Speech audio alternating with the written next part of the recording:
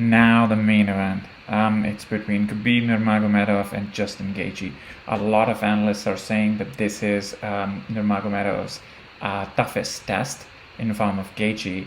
And the reason why they're saying it is because he's a legit striker. He has exemplary leg kicks that chops their opponents down. He has a legendary chin.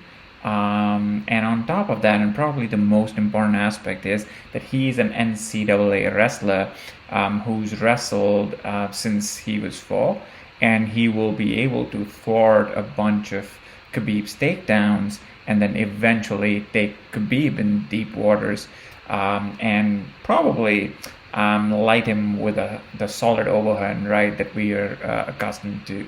So that's the narrative that a lot of analysts have been giving for this fight. So let's start with Khabib. Khabib is one of the only 3 UFC champions who have not been defeated yet. He's coming off of a second round submission of Dustin Poirier after submitting McGregor in the 4th round. So Khabib follows a very simple or a similar game plan for all his fights. And his opponents are aware of what Khabib is going to do, but they're not really able to do anything about it. Khabib has modified his striking to ensure that it is extremely effective in masking his takedowns. And I think that's one of the biggest skills that Khabib does not get enough credit for. Khabib masks his takedown and hurts his opponent who think a takedown is coming, and when they gear up for striking, he comes down with the takedown.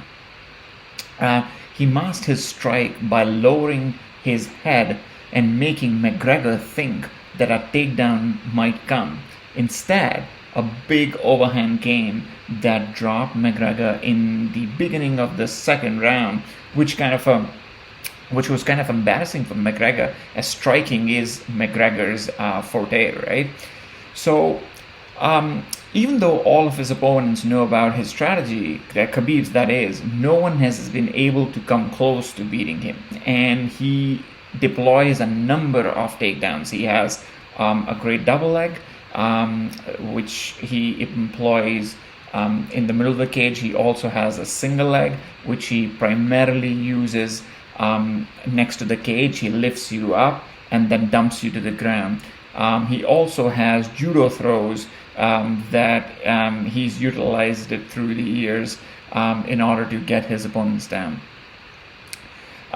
Usually what happens with Khabib is the effort required for Khabib to take his opponents down decreases as the fight goes on. It's almost like Khabib plays on the psyche of the opponent, wherein he takes them to the deep waters where they don't want to swim anymore.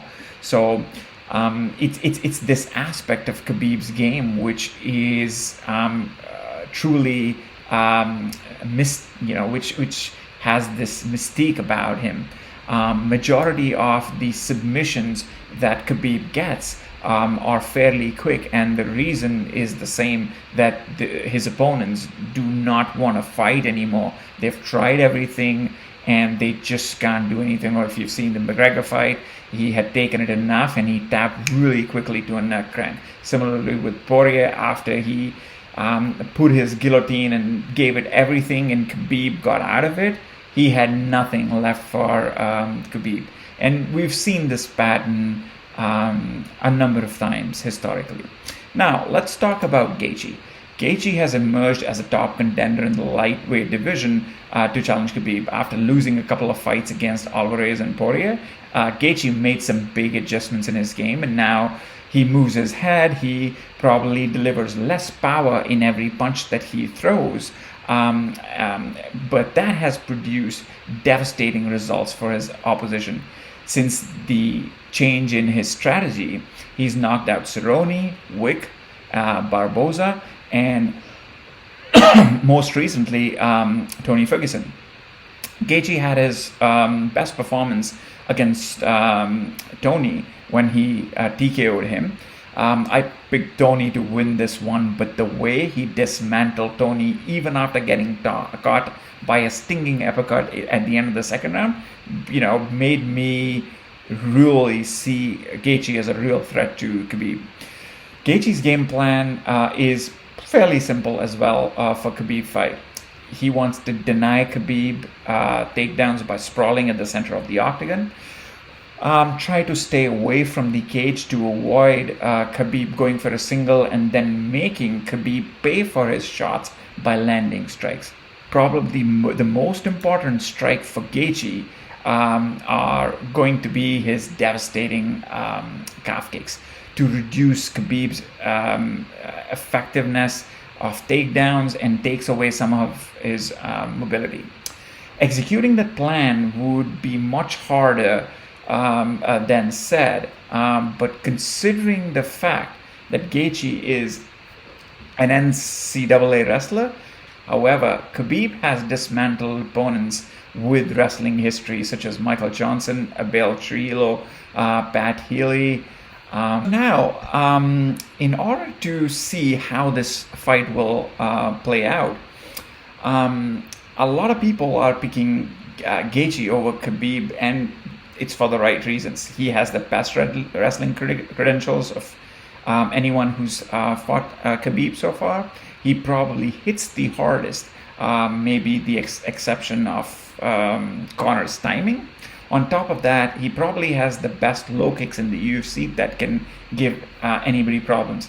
Gaethje has also evolved his game plan by incorporating head movement, pacing his attacks, and that give him a better chance to protect his chin and increase his effectiveness late into the fight. However, in my opinion, even though Gaethje is the best wrestler Khabib's fought, Gaethje doesn't use his wrestling at least partly to preserve his cardio.